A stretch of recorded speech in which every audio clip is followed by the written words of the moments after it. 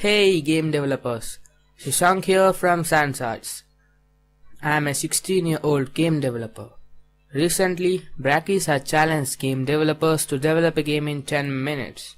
Well, it's challenging. So now, I'll be developing a game in 10 minutes.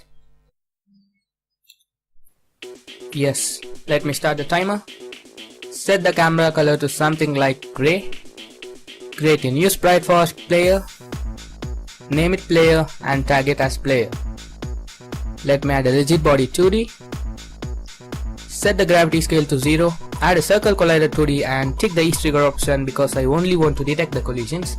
Let me create a sprite, circle and drag it over the player. Set the scale to 2, 2 and 2. Now let me add a script called game controller.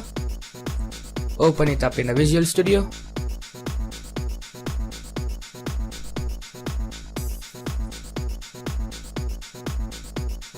And yes, first I need the reference for the keys, public string keys, which is going to be array, and next the reference for the color, and next I need the reference for the spawn points, and next I need a private game object called temp. You will get to know why I am using this later. Next I need a reference for the obstacle, public game object, obstacle, and in the update method I am going to check whether the player is pressing any key which are listed in the keys array. If the player is pressing any key which are listed in the keys array, I am going to change the color of the player with the help of this line of code.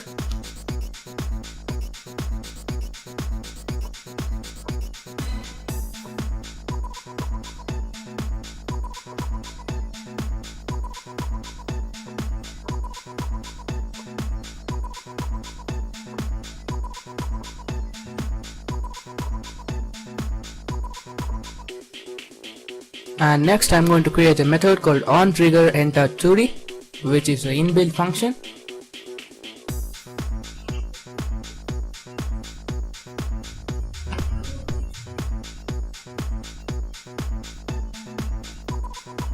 So on trigger I am going to check whether the obstacle color is equal to player color.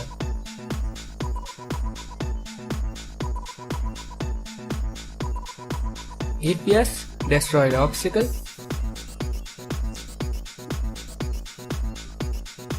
Else, reload the scene called game.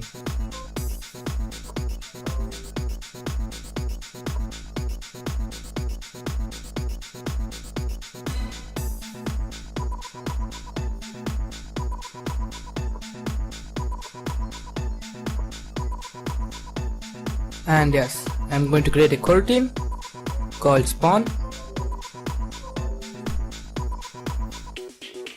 and inside that I am going to wait for some time.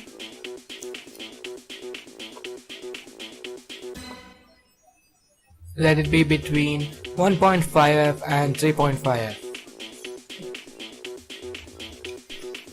So now I am going to store the instantiated object in a temp variable. Yes, here I am using the temp variable. Instantiate the obstacle at the random spawn point. Random.range from 0 to spawn points.length.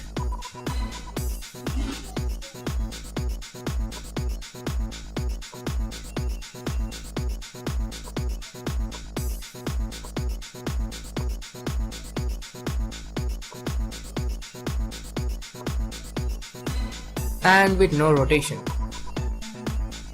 Quaternion.identity, yes. And now I am going to start the coroutine again. Start coroutine, spawn. So why temp variable is used? It is used to change the color of the obstacle. I'm going to set a random color to the obstacle as well. Random.range, range from 0 to c.length. Yeah. And wait, in the start method also I am going to start the spawn coroutine.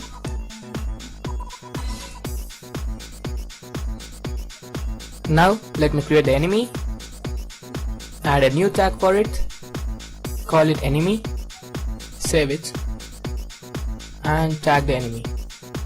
Here I am going to remove the game controller script and add a new script called obstacle. Open it up in the Visual Studio, and in this script I am going to move the obstacle towards the player with the help of this line of code, which is vector2.move towards, transform.position towards the player,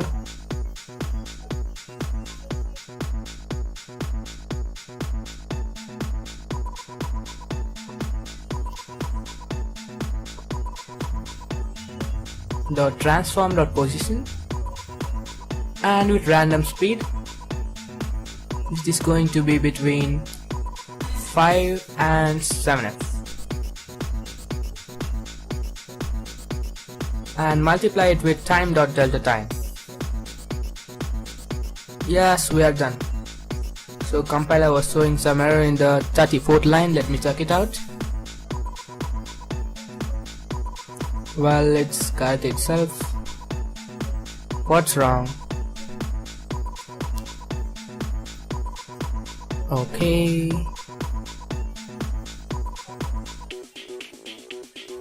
Well, the spawn points, yeah, I have to set it as array.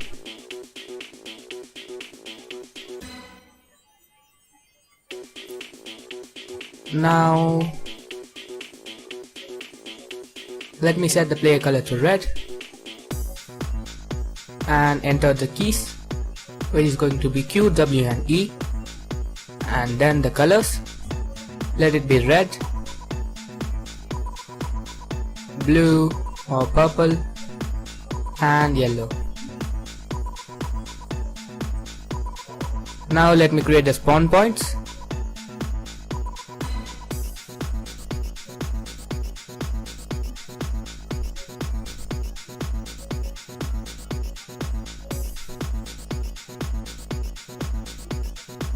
So yes, it's enough I think. Let me assign it to the spawn points array. Assign the obstacle or the enemy.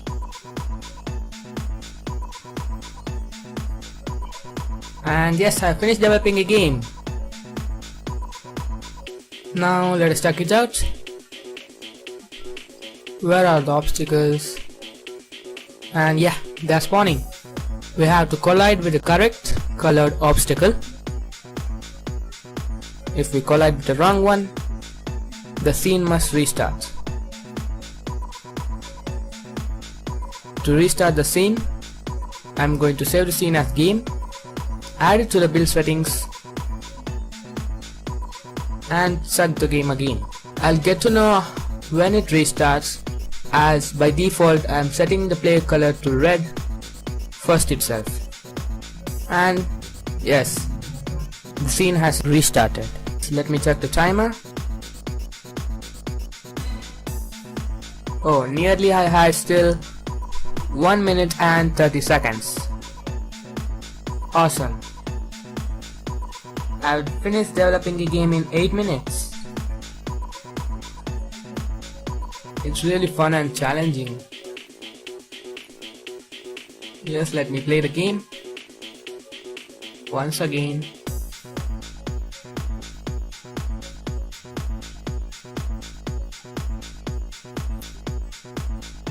This game is quite simple, interesting, and you can make it challenging by adding still more keys, colors and the spawn points.